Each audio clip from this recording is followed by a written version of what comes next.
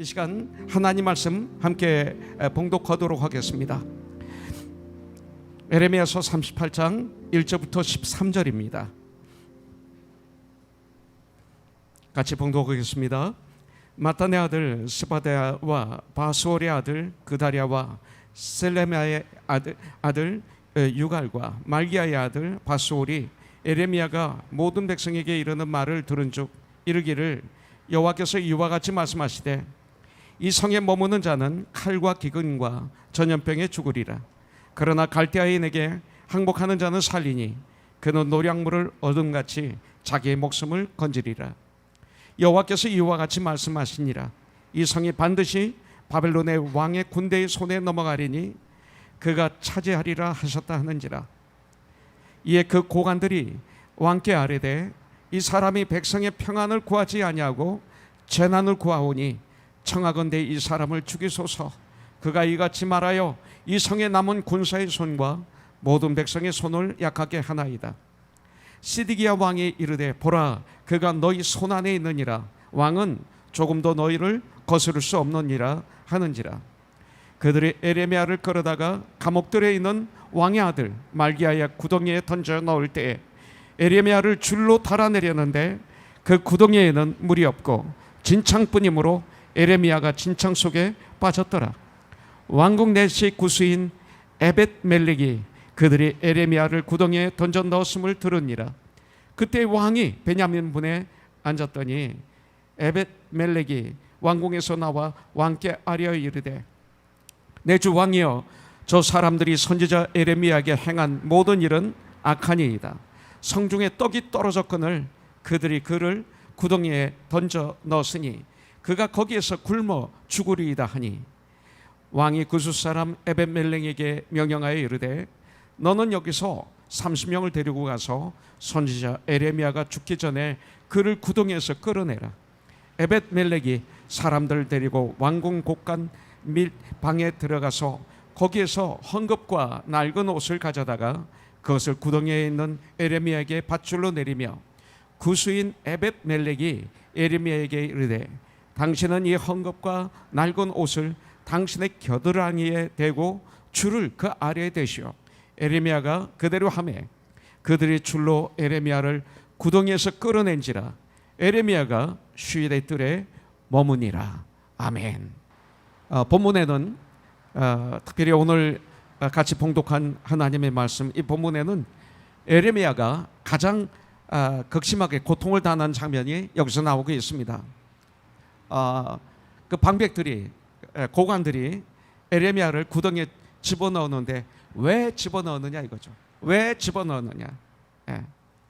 하나님이 에레미야에게 주신 말씀을 그대로 전했기 때문에, 아니 에레미야가 그들을 사랑했기 때문에 반대로 집어넣은 거예요. 2절부터 3절에 보면 여호와께서 이와 같이 말씀하시되 이 성에 머무는 자는 칼과 기근과 전염병에 죽으리라. 그러나 갈대인에게 항복하는 자는 살리니 그는 노량물을 어둠같이 자기의 목숨을 건지리라. 여호와께서 이와 같이 말씀하시니라. 이 성이 반드시 바벨론의 왕의 군대의 손에 넘어가리니 그가 차지하리라 하셨다 하는지라. 바로 이 말씀입니다. 갈대인에게, 이 바벨론인에게 항복하는 자는 산다. 여러분들, 인간의 경험, 이 지식으로는 이게 말이 안 되는 것입니다. 사실은 이렇게 그런데 이 말을 전하는 것입니다. 전하는 거예요. 또한 이 바벨론 왕이 예루살렘을 점령할 것이라는 말씀을 전합니다. 사실은 이게 복음입니다. 이게 복음. 이것이 바로 사랑의 메시지입니다. 그 당시 이스라엘 백성들은 바벨론이 아니라 애굽을 너무나 사랑했습니다.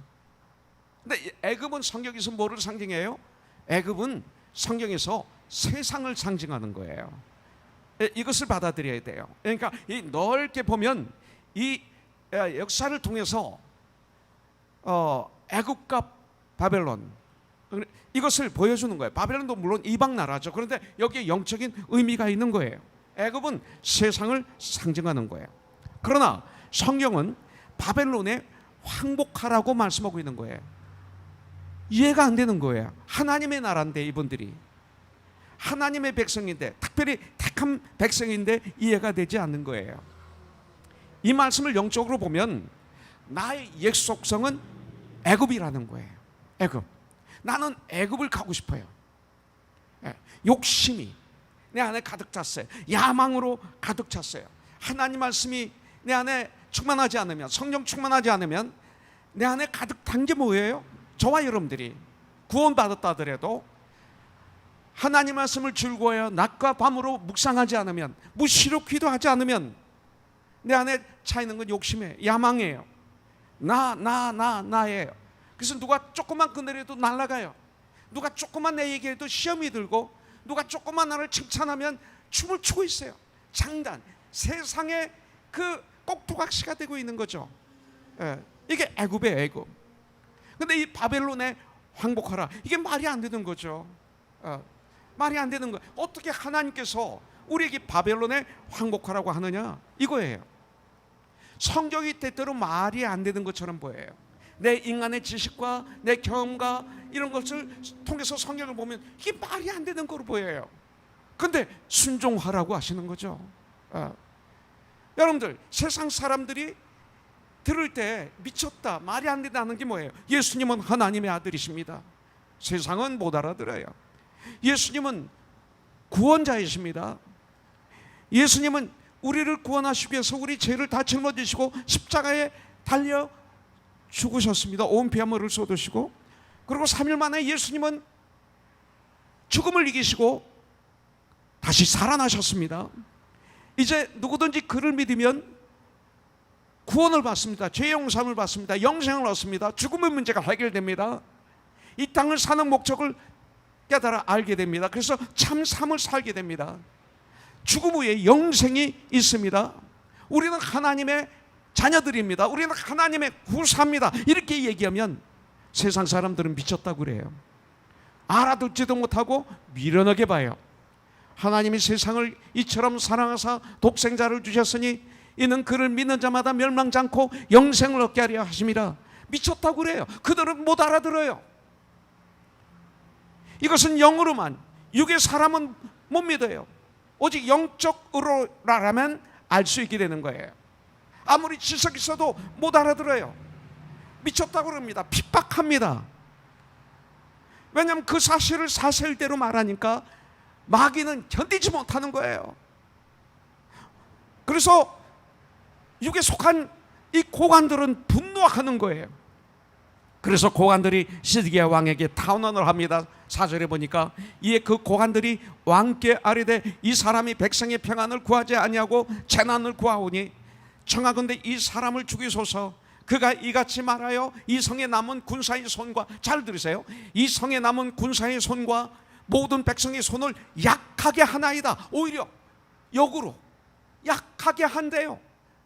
백성들의 마음을 약하게 한대요.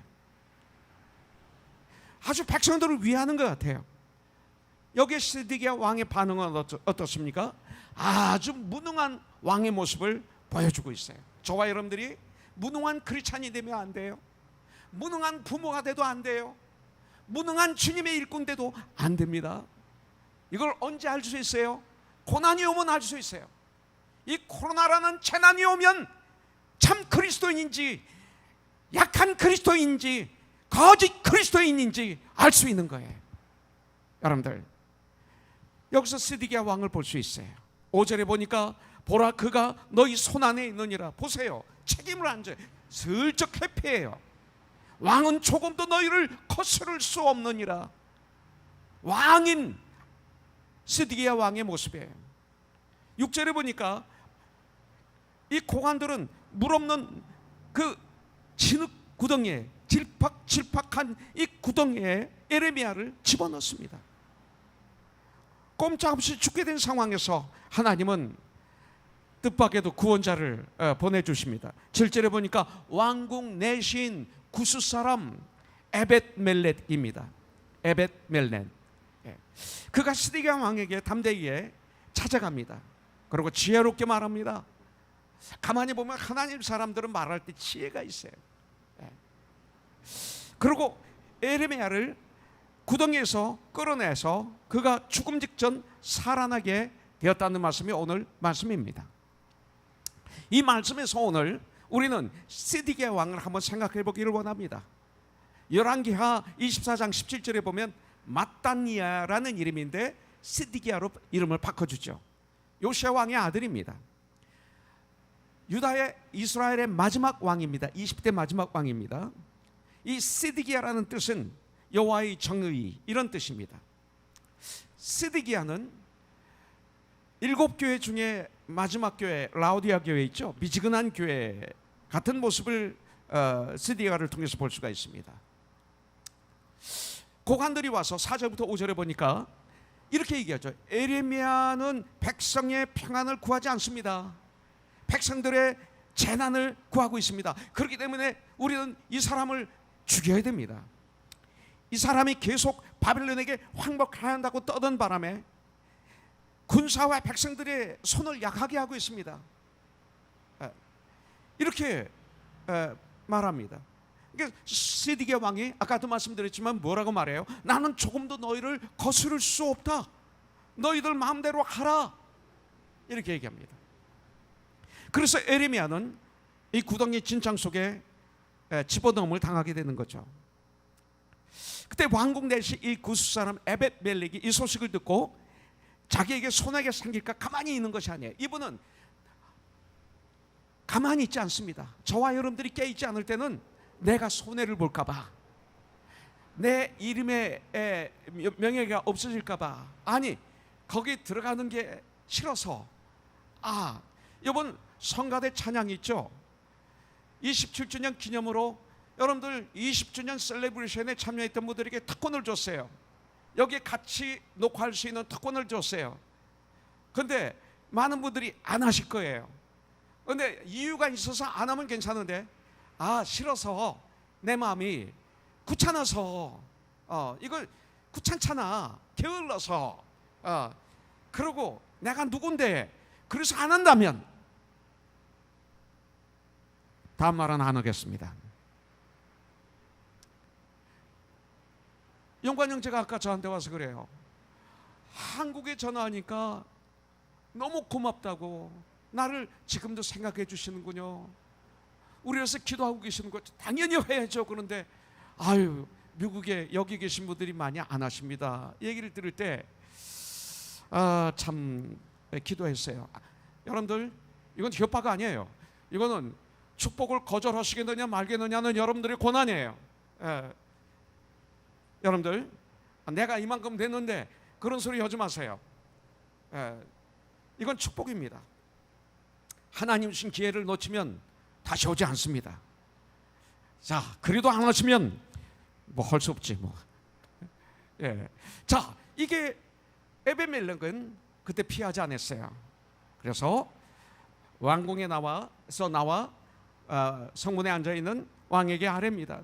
9절에 보니까 내 주 왕이요, 저 사람들이 선지자 에레미야에게 행한 모든 일은 악합니다.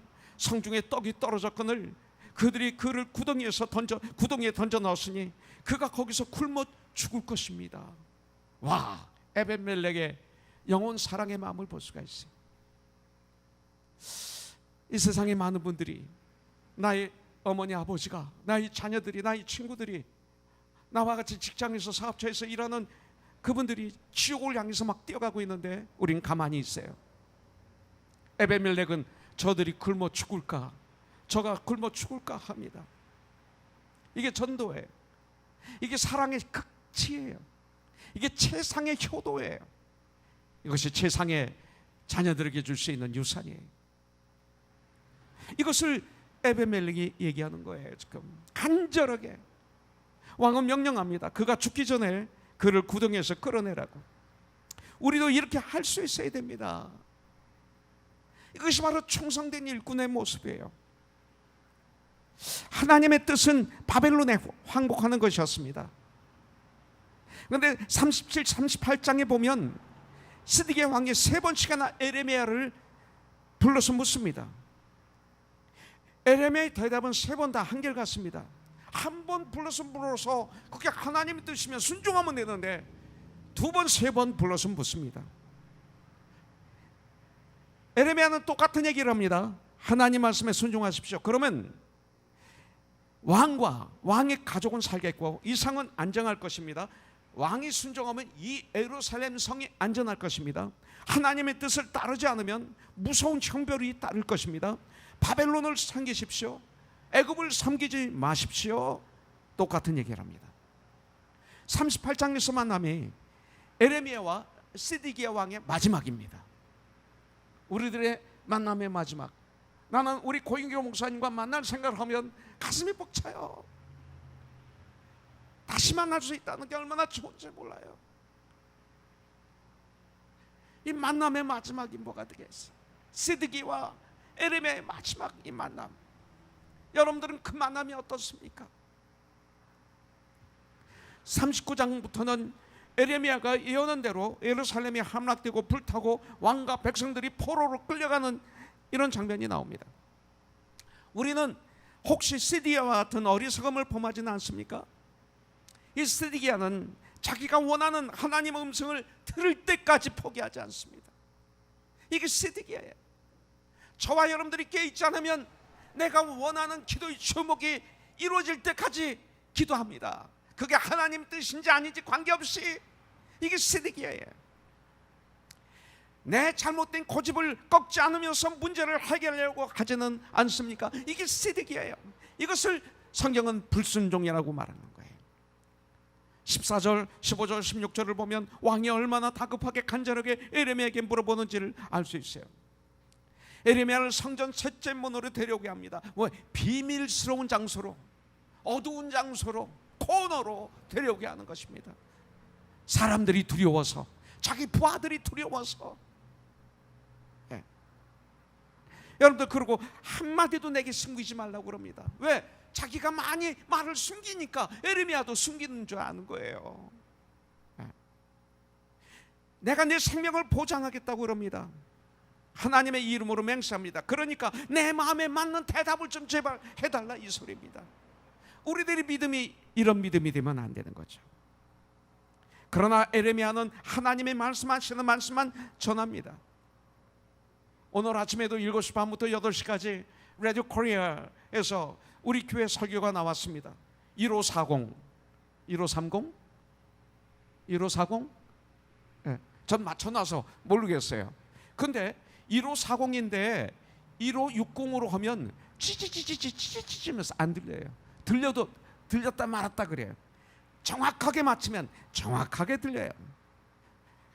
정확하게 맞춰놓지 않으면 보름을 올리면 올릴수록 잡음만 커져서 귀를 아프게 해요. 여러분, 내가 잘못된 고집을 꺾지 않으면서 문제를 해결하려고 하는 것은 주파수를 맞추지 않고 방송을 드리려고 하는 거나 똑같아요. 하나님의 주파수에 내 기도를 맞춰야지, 내 기도의 주파수에 하나님을 맞추려고 하는 이 시드기야와 같은 사람이 되면 안 되는 거예요. 여러분들, 우리들의 기도가 하나님을 기쁘시게 해드리는 기도가 돼야 돼요. 이게 기도예요. 기도는 내가 원하는 걸 받는 게 기도가 아니라 하나님과 대화예요. 나의 하나님을 기쁘시게 해드리는 게 기도예요. 그리고 기도의 완성은 뭡니까? 내 뜻이 이루어지는 게 아니라 하나님께 순종하는 것이 기도의 완성이에요. 여러분들, 19절을 보면 시드기야 왕은 바벨론 사람들에게 황복한 유대인들을 너무나 또 두려워하고 있어요. 두려울 분을 두려워하지 않고 엉뚱한 사람을 두려워하고 있어요. 유다 지독중 중에 왕을 배반하고 바벨론에 황복한 사람들이 있었어요. 왕은 자기가 바벨론에 황복하면 바벨론 왕의 이 황복한 유대인들에게 자기를 내줘서 그들로부터 조롱당할까 두려워한다 그랬어요. 여러분들, 이렇게 얘기했어요. 그들로부터 조롱당할까 두려우니라. 내가 예수를 믿고 싶은데 그 교회에 내 회사 이 대사 아닙니까? 근데 그 회사에 말단 직원이 있는데, 그 직원이 그 교회에 리더인데 내가 어떻게 거기 들어갑니까? 난 그래서 못 믿어요. 예화입니다. 여러분들, 이렇게 조롱당할까 두려운 일.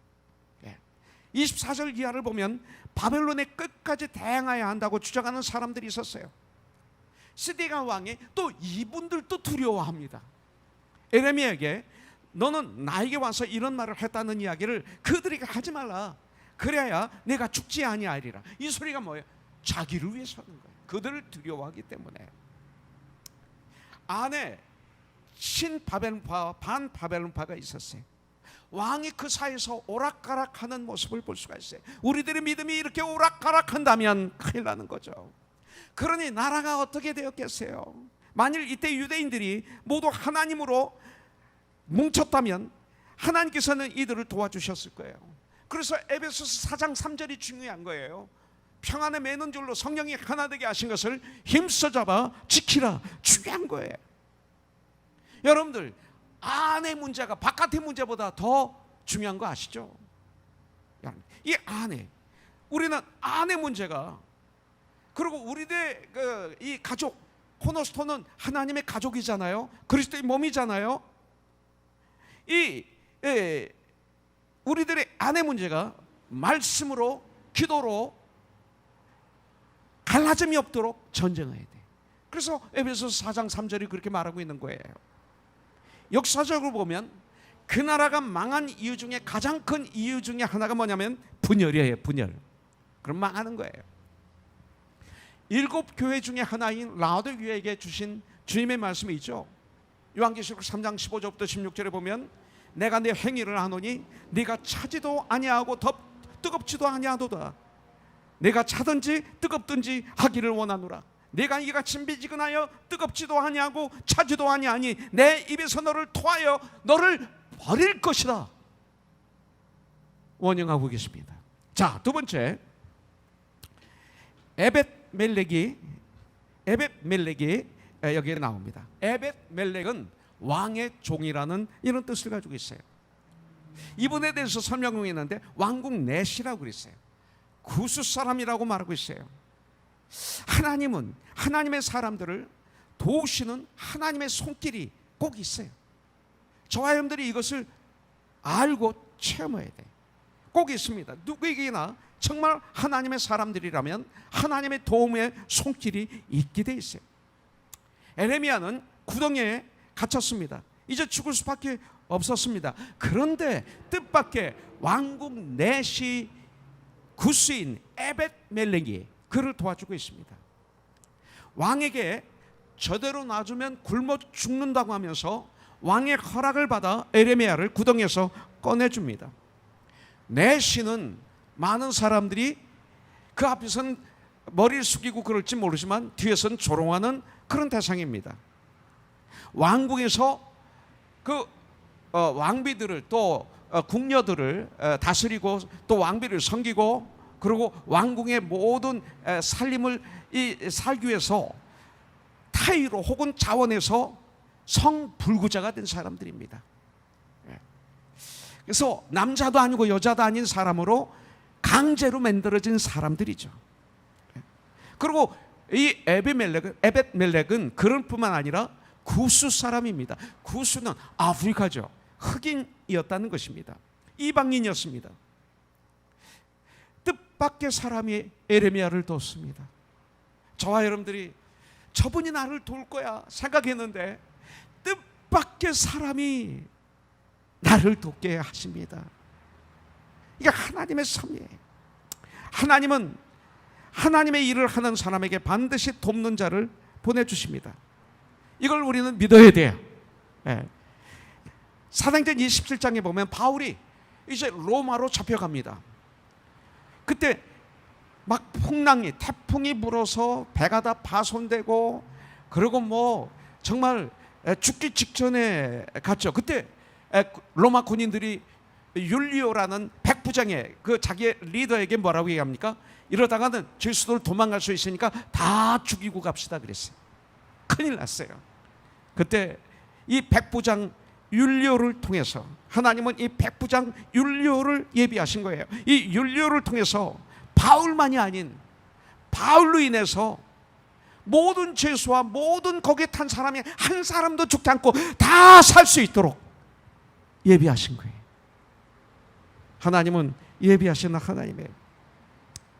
하나님의 사람이 하나님의 일을 할 때 분명히 돕는 손길이 있다는 것을 우리는 아시고 이 한 주 동안 승리하는, 절대 승리하는 저와 여러분들이 되길 주님의 이름으로 축복합니다. 동시에 저와 여러분들이 에벳멜렉 같은 사람이 돼야 돼요.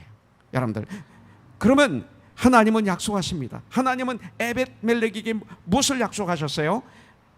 에레미야서 39장 15절부터 18절에 보니까 에레미야가 감옥들에 갇혔을 때 여호와의 말씀이 그에게 임하니라. 이르시되 너는 가서 구스인 에벳멜렉에게 말하기를 만군의 여호와 이스라엘의 하나님의 말씀에 내가 이 성에 재난을 그리고 복을 내리지 아니하리라 한 나의 말이 그날에 내 눈앞에 이루리라.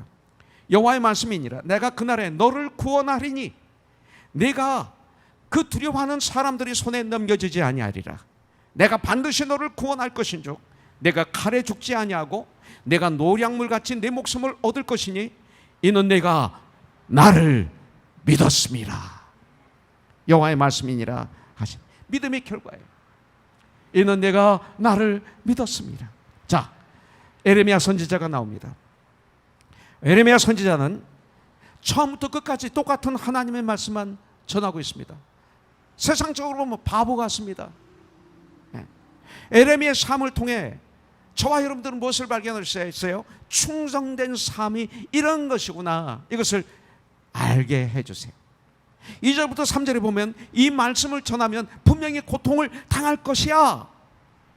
에레미야는 누구보다도 이 사실을 알면서도 하나님의 말씀이기 때문에 하나님의 말씀을 그대로 전하는 에레미야의 충성된 삶을 여기서 보여주고 있습니다. 지금 에레미야는 감옥들에 있습니다. 감옥 아니었지만 아마 사람들을 자유롭게 만날 수 있지 않았는가 이렇게 볼 수가 있습니다. 에레미야는 만나는 사람들에게 같은 말을 합니다. 같은 말을. 바벨론에게 항복해야 합니다. 그것만이 살 길입니다. 30여 년 동안 똑같은 말씀을 선포합니다. 정말 자유로울 때도 같은 말을 했고 감옥에 갇혀 있을 때도 같은 말을 했습니다. 괘씸하게 여긴 고관들이 왕에게 말해 에레미야를 구덩이 진창 속에 빠뜨렸습니다. 여러분들, 분명히 이 구덩이 진창 속에 있어도 사람을 만날 수 있었다면 에레미야는 같은 말을 했을 것입니다. 그리고 실제로 그는 그렇게 했습니다. 하나님의 말씀은 상황에 따라서 변해서는 안 됩니다. 항상 같아야 됩니다. 예수는 어제나 오늘이나 영원토록 동일하십니다.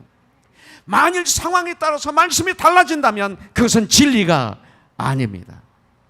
아까도 말씀드렸지만 에레미야는 똑같이, 왜 제 귀에는 이렇게 들리는지 모르겠어요. 어젯밤부터 제 귀에는 이렇게 들리고 있어요. 애굽에 가지 말라, 바벨론으로 가라, 바벨론에게 항복하라. 이 말씀이 어제부터 계속 제 마음에 어떻게 울리느냐면 나는 예수를 믿습니다. 예수님 나의 주이십니다. 나의 구원자이십니다.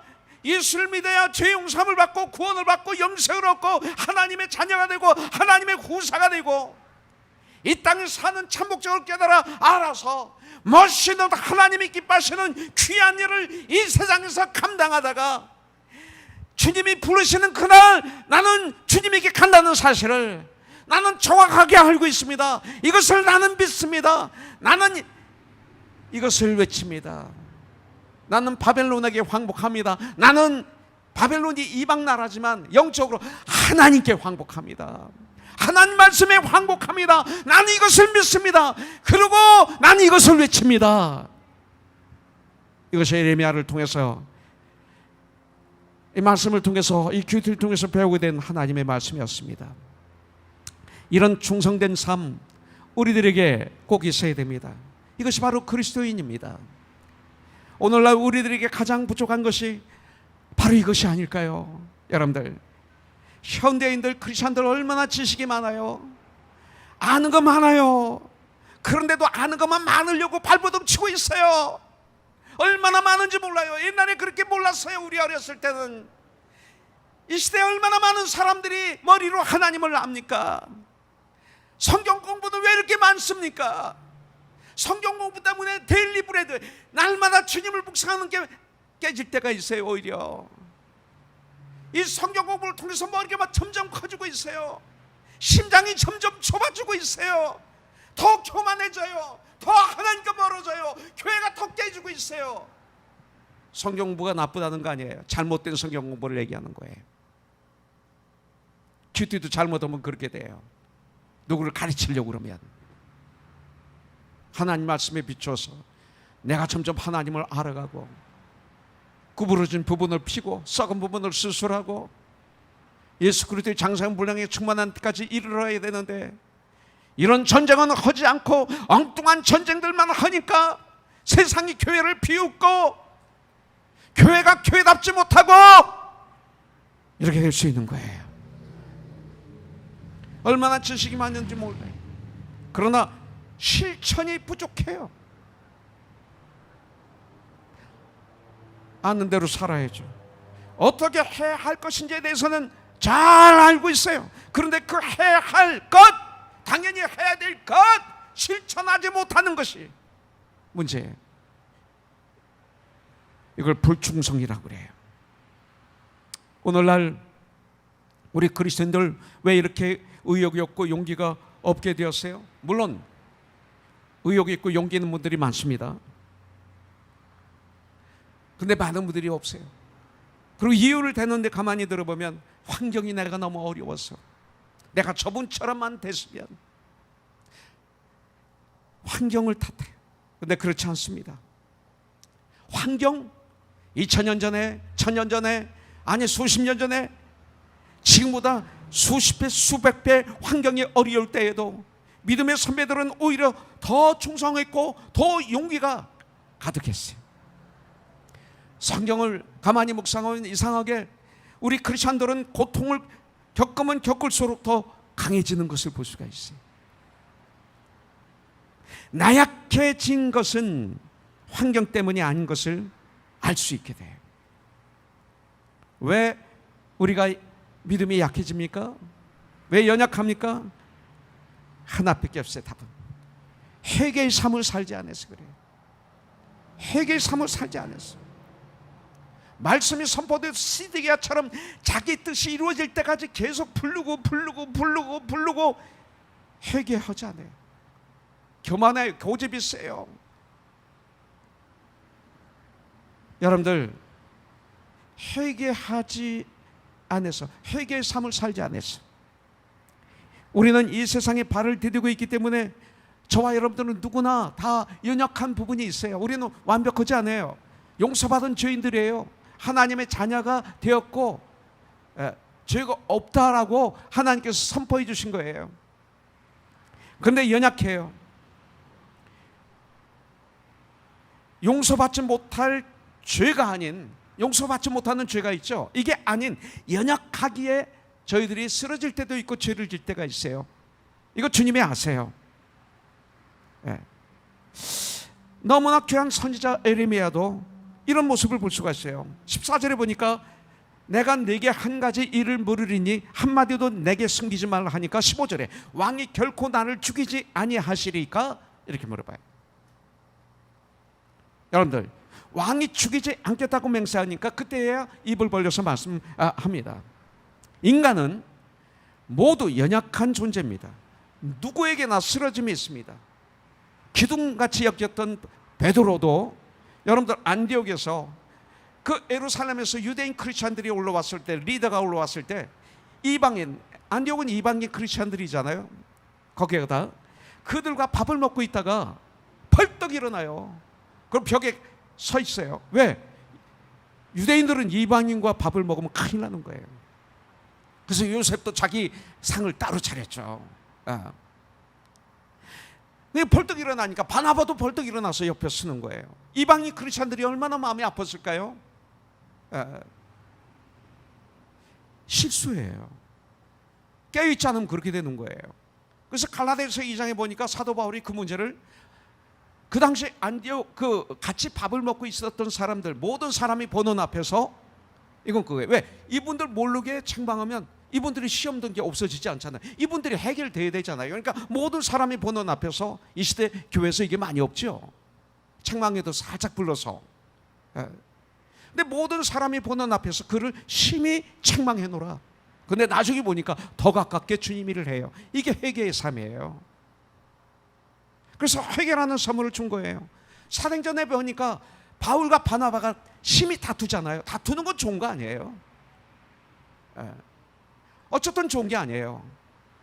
심히 다퉜어요. 그래서 바나바는 자기 조카인 마가를 데리고 자기 고향인 사이프러스 섬으로 가고, 바울은 실라를 데리고 전도 여행을 떠나요. 그리고 바나바는 사라져요. 더 이상 나오지 않아요, 성경에.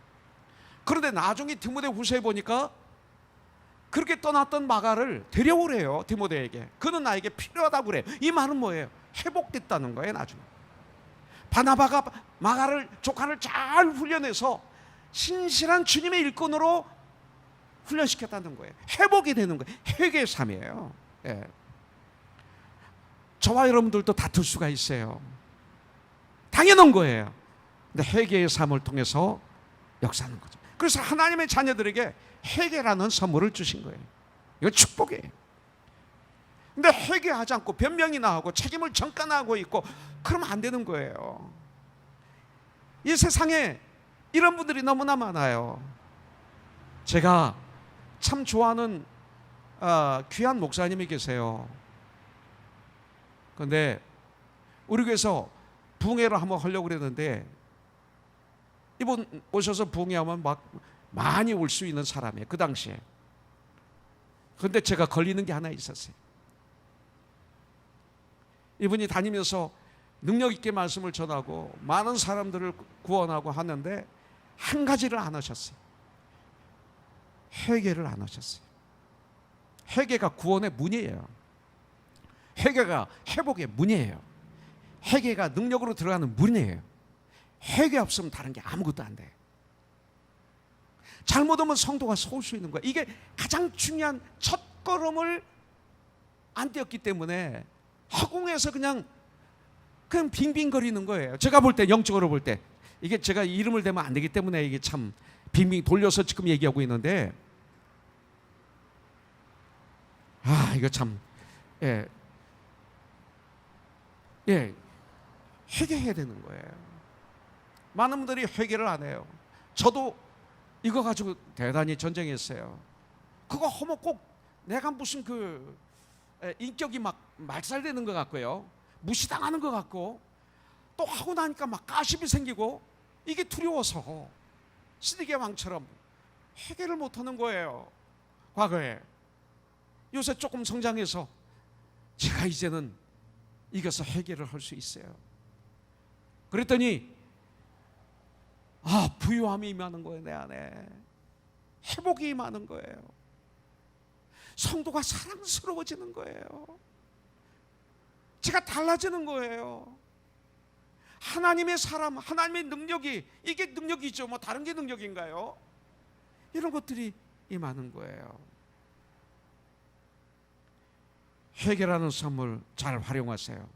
회개를 통해서 회복하고 더 정같이 다듬어지고 성장하는 삶을 살지 않는다면 우리는 악한 사람이 되고 게으른 사람이 되고 연약한 사람이 되는 거예요. 회개하지 않은 것들이 어떻게 되는 줄 아세요? 양심의 가책으로 마치 뭐와 같으냐면, 피가 흐르는데 과거의 제 피가 아주 찐득찐득하고 더럽다고요. 피를 뺄 때마다 간호사들이 저에게 하는 얘기였어요. 당신의 피는 참 나쁩니다. 이런 소리를 했어요. 노아노 목사님을 만나게 되고, 목사님의 어드바이스를 받아서 제가 어떤 오늘 하는데 저 피가 좋아진 거예요. 깨끗해진 거예요. 이 몸에 음식을 먹는데 들어가는데 이게 대장에 이곳저곳 붙으면 이게 부패되어서 거기에 근거해서 질병도 생기고 또 암도 생길 수 있고, 그렇죠, 대장에. 근데 이것을 깨끗한 음식, 그리고 깨끗하게 관리하면 괜찮은 거예요. 근데 우리 영적인 우리의 모습 속에서 찌꺼기들이 우리의 영에 붙어 있는 게 있어요. 그게 뭐냐면 양심의 가책이에요. 양심의 가책은 뭐예요? 회개하지 않을 때 계속 나를 따라다니는 것. 이게 양심의 가책이에요. 그때 빨리 회개해야 되는데 많은 분들이 이걸 못하는 거죠. 이거로 나의 삶, 생각, 언어, 내 삶 부분에 찌꺼기같이 남아있어요. 이게 그래서 나의 정신을 갉아먹고 나의 삶을 갉아먹고 약하고 악하게 만드는 것이죠. 굉장히 중요한 얘기입니다. 회개하지 않을 때. 그래서 자살도 하고 삶을 포기하기도 하고 도망가기도 하고 더 악해지기도 하고 결과적으로는 죄를 무서워하지 않아요. 이런 사람이 되는 거예요.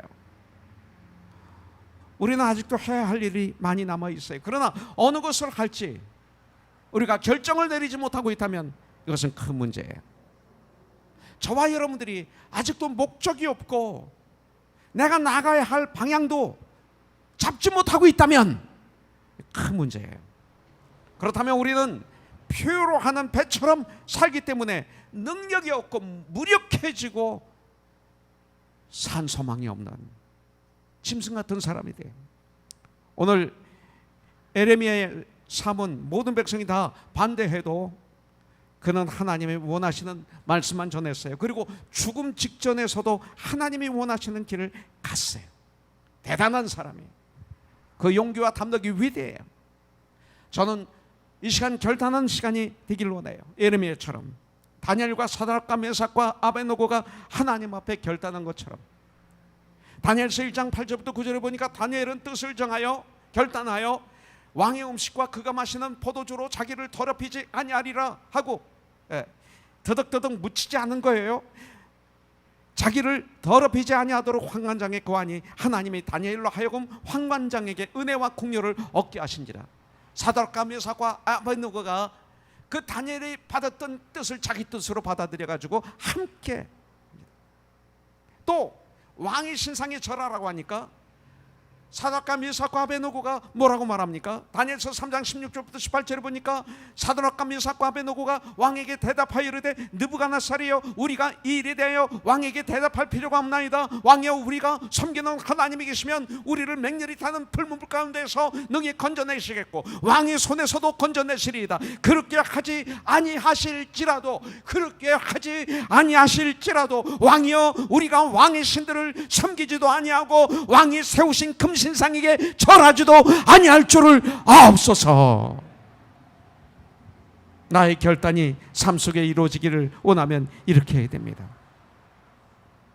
하나님의 뜻인데, 분명히 하나님 뜻인데 한번 생각해 보겠습니다. 그러지 마십시오. 이것이 분명히 하나님의 뜻인데 한번 기도해 보겠습니다. 그러지 마세요. 기도를 장난감으로 취급하지 마세요. 기도를 악용하지 마세요. 그러면 결단, 용기와 결단은 사라지고 두려움과 타협이 나를 장하게 될 거예요. 전 갈라디아서 1장 10절의 말씀을 너무나 좋아합니다. 제가 처음 결단하고 미국에 가서 신학 공부할 때 매번마다 승리한 비결 중에 하나가 이 말씀이었어요. 이제 내가 사람들에게 좋게 하랴, 하나님께 좋게 하랴, 사람들에게 기쁨을 구하랴. 내가 지금까지 사람들에게 기쁨을 구하였다면 그리스도의 종이 아니니라. 사도 바울의 결단, 이걸 제가 받아들였습니다. 이 결단 하나님이 기뻐 받아주셨어요. 자, 이제 마무리합니다. 시드기야 마지막 유다왕, 이 시드기야 모습이 어떻습니까? 5절부터 7절에 보니까 나중에 보니까 예루살렘, 우리 큐티 어제 그저께 오늘 내일 이 큐티 보면 이제 나오는 거예요.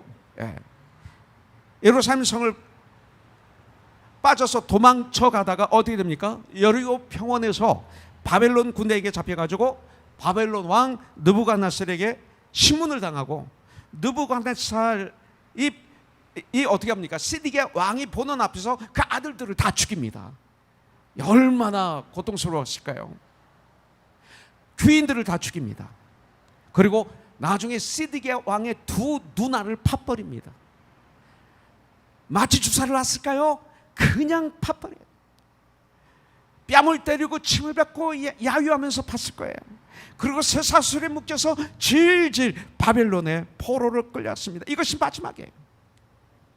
하나님이 계시지 않는 인간의 영광이 마지막에 얼마나 고통스러웠을까요? 자, 시드기야 왕의 잘못된 결정으로 예루살렘 성은 어떻게 됐어요? 왕국왕 백성들이 집에 다 탑니다. 성전이 다 타버렸습니다. 성벽이 헐렸습니다. 수많은 백성들이 죽임을 당했습니다. 느부갓네살 왕 시위대장 느부사라다는 백성들을 포로로 끌고 갔습니다. 극한 가난한 사람들, 무지한 사람들만 남겼습니다. 그들에게 밭과 포도원을 맡깁니다. 한 지도자의 실수가 이렇게 주의를 죽이는 모습을 보여주게 돼요. 에레미야는 어떻게 되었습니까? 느부갓네살 왕은 사령관 느부사라단에게 명령합니다. 에레미야를 데려다가 선대하라. 그리고 그가 원하는 것을 다 해주라. 와, 그렇다면 만약 에레미야가 바벨론으로 갔다면 다니엘 못지않는 대접을 받았을 거예요. 그죠? 그리고 에레미야는 이런 것도 선택할 수 있어요. 산 좋고 물 좋은 곳에 집을 하나 줘 주십시오. 종들을 주십시오. 땅을 많이 주십시오. 다 주게 돼 있어요. 그래서 내가 지금까지 이렇게 열심히 주님을 했으니까 지금부터는 편안히 살겠다. 편안히 살았을 수 있을 거예요. 그런데 에레미야는 시위대들에서 나와서 느부갓네살 왕으로부터 대접받는 삶을 택한 것이 아니라 폐허가 된 이스라엘 땅에서 백성들과 함께 삽니다. 그의 사역은 끊어지지 않습니다. 멸망의 고통 속에서 신음하는 백성들과 함께 있기를 택한 것입니다. 백성들과 함께 고통을 나누며 그의 사역은 쉼이 없었습니다. 성경에 나오는 위대한 하나님의 사람들은 이런 삶이었습니다. 이게 사랑입니다. 우리도 에레미야처럼 진실된 삶을 살아야 돼요. 우리는 그리스도인이기에 세상을 아무렇게나 살 수가 없어요. 우리는 사업해야 돼요. 잘 살아야 돼요. 그러나 사업 때문에 이 땅을 왔나요? 사업의 성공을 위해서 사업하나요? 그것이 내 인생의 단가요? 아니잖아요. 이유가 있어야 되잖아요. 비전이 있어야 되잖아요. 꿈이 있어야 되잖아요. 이것이 진실한 삶의 가장 강한 힘이에요. 남이 뭐라고 하든 진실한 삶을 사는 것, 이것을 영성이라고 그래요.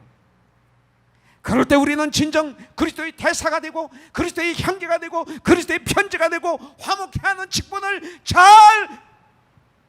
활용하는 하나님의 사람들이 되는 거예요. 에레미야는 함께하는 삶을 살았어요. 참된 목자는 양들과 함께합니다. 양들 틈에서 찹니다. 그래서 양들은 그 목자가 양인 줄 알아요. 자기 냄새가 나니까 함께 있는 것입니다. 목사와 성도가 그래야 돼요. 얼마나 많은 성도가 그 교회에 있는가 그렇게 중요하지 않습니다. 솔직히 사실 사람들이 많이 모이는 교회가 진정한 교회, 건강한 교회, 한 몸을 이룬 교회, 진실한 한 조직이, 한 가족이 된다는 것은 쉬운 일이 아닙니다. 대형 교회가 있어야 되지만, 해야 될 일이 있지만 이거 쉬운 일이 아니에요. 대단히 전쟁을 해야 됩니다. 건강한 교회는 사실 어떤 교회일까요? 가족의 개념이 깨지지 않은 교회예요. 그렇다면 아무리 모여도 건강한 교회예요. 가족이거든요. 함께하는 교회. 예배만 드리고 각자 누구인지도 모르고 헤어져가는 그거 교회 아니에요. 성경에는. 에레미야서 40장 6절에 보니까 그 땅에 남아있는 백성 가운데 에레미야는 그와 함께 사니라. 하나님의 종의 가장 중요한 사랑의 표현 가운데 하나는 함께하는 삶이에요. 사랑이 중요해요. 예수님은 제자들과 함께 하시는 삶을 살았어요. 함께 하셨잖아요. 함께 자고 함께 먹고 함께 사역하고.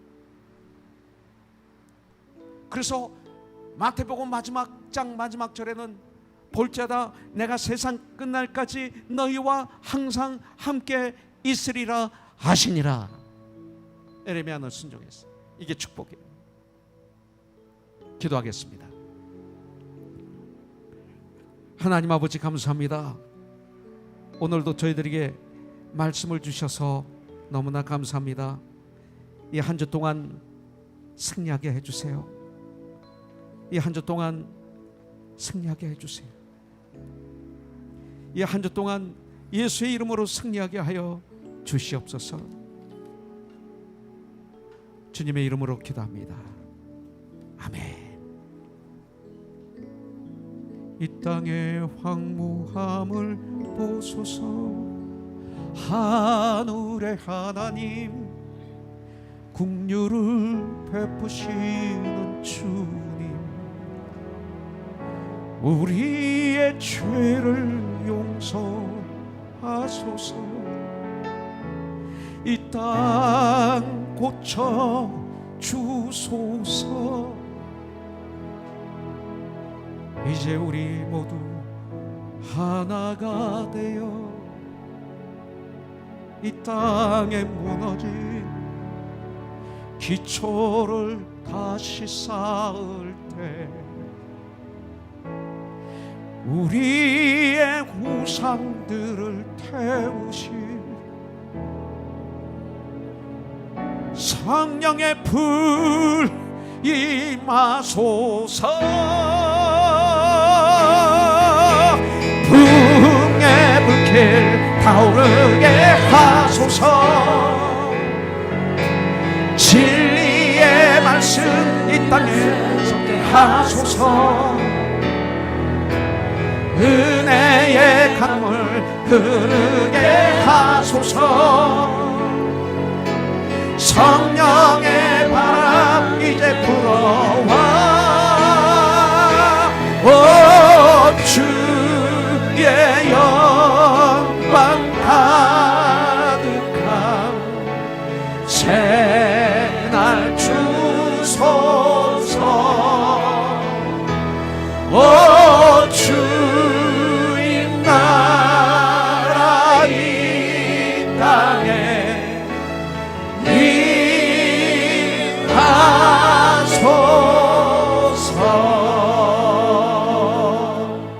이제는 우리 주 예수 그리스도의 무한하신 은혜와 하나님 아버지의 극진하신 사랑과 성령님의 감동 감화 역사하심이 이렇게 신령과 진정으로 예배드리는, 또 온라인으로 예배드리는 저 브라질에서 이 아픈 가운데서도 주님 앞에 간절히 예배드리는 우리 사랑하는 고영기 목사님,